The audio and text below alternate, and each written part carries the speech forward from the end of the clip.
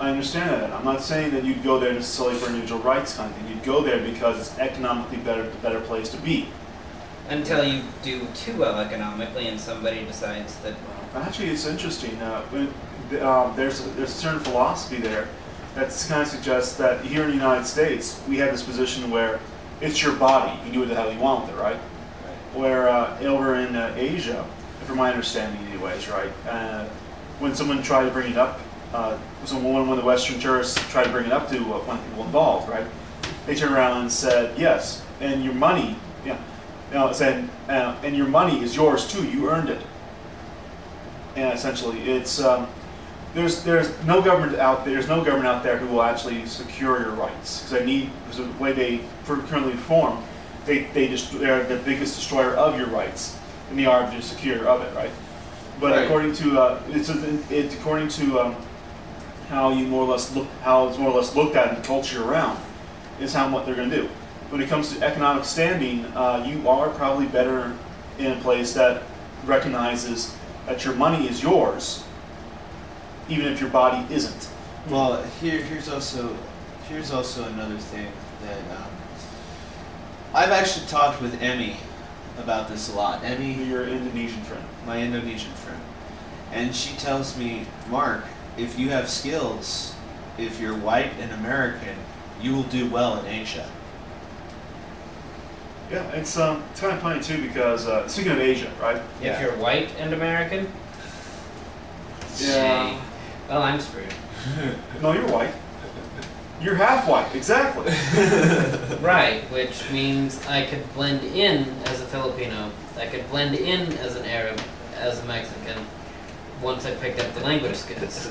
And you say that's a bad thing. Well, she is... Well, the fun about this, too, is that we're making fun of this little sense here, but you know, practically no one guesses that you're actually half black. Well, and, I have people guess that I'm Chinese, that I'm Indian, that I'm American Indian, that I'm Mexican, that I'm Arab. Don't learn any Arabic, please. Actually, that was a thought I'd had if I went into the military, into security services. I could go through the Arabic language course and would do very well. Yeah. Anyways, so actually, what I've heard. But now I have a family and have no desire to go into security service. Yeah. Actually, it's kind of interesting to tell you the honest truth, but you know, Japan's having problems with keeping their. Well, what's what I'm looking for here, Adam? Mark? Having problems getting their young men interested in actual women. Really? Yeah, it's what I hear more or less. They're preferring their preferring their video game girlfriends, essentially. Okay. Because they're easier to control, apparently.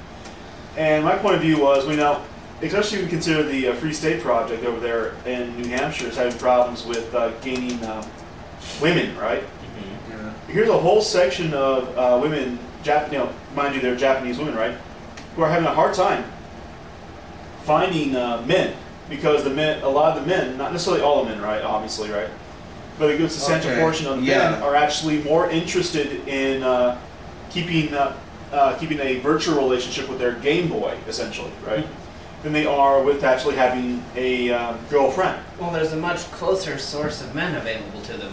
Yeah, China. Yeah. Where boys outnumber girls 20 to 1, 30 to 1. Well, here's another thing.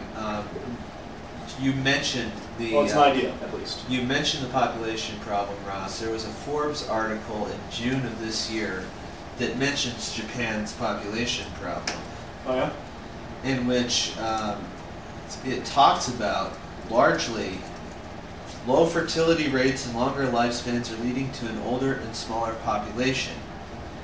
1, fewer babies. A total fertility rate of 2.1 would keep a population stable, assuming no migration. Japan hit this level in 1960, falling persistently below since 1975. The total fertility rate reached a low of 1.26% in 2005. Oh, okay. Japan's fertility decline is surprising given that the number of children wished for by married women has been remarkably consistent at about 2.2% for the last 30 years. Across age groups, however, women are marrying at later ages, delaying having children once married, and never marrying at all in greater numbers, since almost all babies in Japan are born within marriage. The combination of delay and not marrying combine to reduce fertility. That's kind of funny because this is actually a kind of historical thing because you remember the Caesars from Rome, right? Mm-hmm. Julius Caesar on. It turned out at the very beginning that the men in that family weren't able to produce male heirs. They had such a low male birth rate, essentially, right? Yeah. They had first it went from Julius Caesar to his nephew because we couldn't take his son, if there was Cleopatra as a successor, because his son was more or less supposed to be the next crown prince of Egypt, essentially. Before that was screwed up totally. Caesarea probably was killed. Yeah. But and Alex and his son and his not his son but his nephew Augustus had to go with his stepson from a second marriage after his own daughter was married 3 times. Each time the man died. And Titus, I believe the guy's name was. And Titus was a really screwed up person. He actually liked sleeping with little boys. Mm-hmm. But that's beside the point. It's basically that this is not an unusual situation, and I think almost it's karmatic because if your family is really going to screw people up that badly, there might actually be some kind of cosmic godlike thing that more or less is okay. You no longer get to produce. Well, and reproduce. And speaking of the comment on this article, which limits your damage. Okay. Speaking of the comment on. In that case, Genghis Khan really did do much better than that. Well, anyways, Japan will have a heavy burden of increasing old ages in the near future because the attitude toward the number of children among Japanese women is to have fewer children, but not to have no children, and because it is anticipated that this attitude will last for a good number of years, will not last for a good number of years in the future. This is a comment posted on the Forbes piece. Yeah, you're probably going to end up having a position where a current, and not necessarily this current generation, but a generation 2 down, maybe, right? Yeah. We'll see a situation where they're forced to take care of grandma and grandpa with no one else helping them, essentially, right? Yeah. And they may see an influx of people wanting to have more children simply because when they're tired of taking care of grandma and grandpa, they give them to another family member. Right. And I actually asked Emmy about that. I asked Emmy, in Asia, is it a common practice for people in Asia to be obligated to take care of their family members? And she said, yes. However, that has been declining in recent years. Yeah, because it's becoming harder and harder to do. And my point of view in this case is that I'm not a married man. I'd like to have a wife one these days, and I'd like to have children, as many as I can get away with. That includes not only how many I can actually produce, but also how many I can take care of. Right. And I'd really prefer to be able to do that on one salary rather than 2, though I'd be happy with having a wife that wants to work as well. Because it just makes it easier for everyone, right? Well, while the kids are particularly young, having one parent at home is Preferred, I guess. well, okay. But actually, I say that you understand that my brother and I came from a family that had 2 maybe active duty personnel. Mm-hmm. Mom actually was talking about like leaving the service after Guy was born. Mm-hmm. But Dad sat around and said, well, you didn't do it when Ross was born, and you might as well continue now. Mm-hmm. So Guy and I almost went right into being taken care of by daycare centers. Mm-hmm. I can sit there and say both of us turned out pretty damn well, right? Yeah. But it is perhaps preferable. Well, you kind of jumped in before I finished. Okay. I said, depending on your socioeconomic level. For example, where my wife and I are at, every penny she made would go straight to the daycare. Yeah. Which then becomes a moot point. Where your family was at was a higher economic level. Unfortunately. Unfortunately? Well, unfortunately for you guys. Oh. Yeah.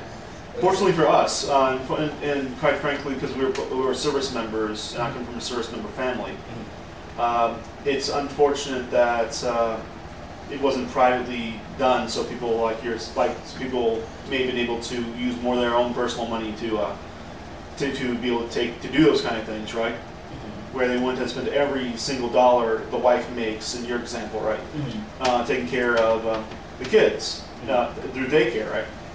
Where, I think more or less, I'm not even sure, quite frankly, if my parents paid daycare as much as when we were on bases that provided daycare.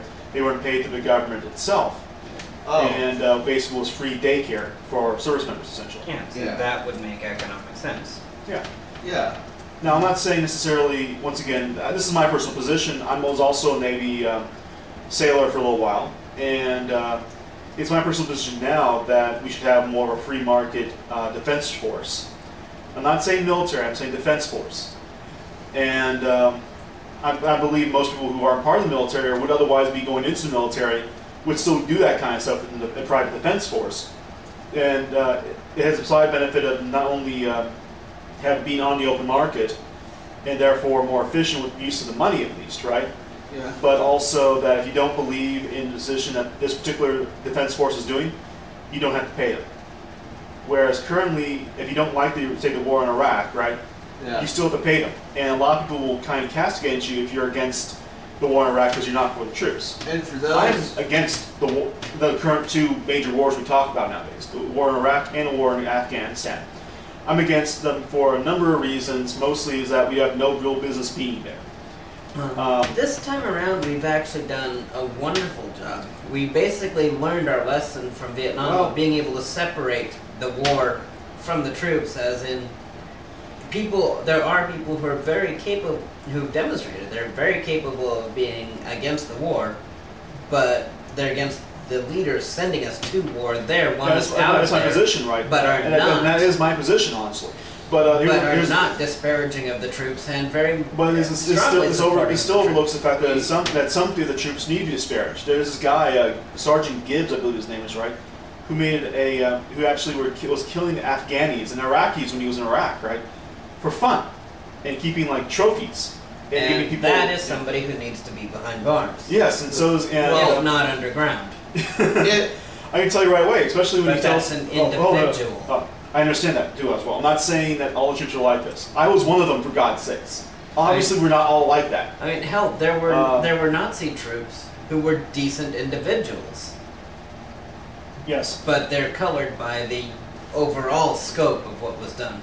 Right, and that's hypothetical right there, because I need to say that because we have one subscriber and we don't want to be looked at as being pro-Nazi. Oh, hell no. You know, I'm half black. How could I be pro-Nazi?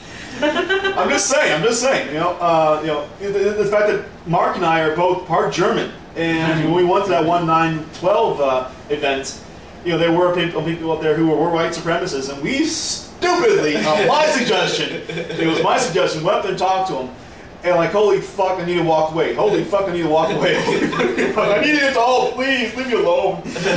No group, no group is entirely evil or good. No, I'm just saying though, the fact of the matter is, with Gibbs anyways, right, he actually sat there and said, he got people on board, and basically kept them on board by saying that if they turn them in, or the suggestion was that they weren't on board with them, basically, well, accidents do happen on the battlefield.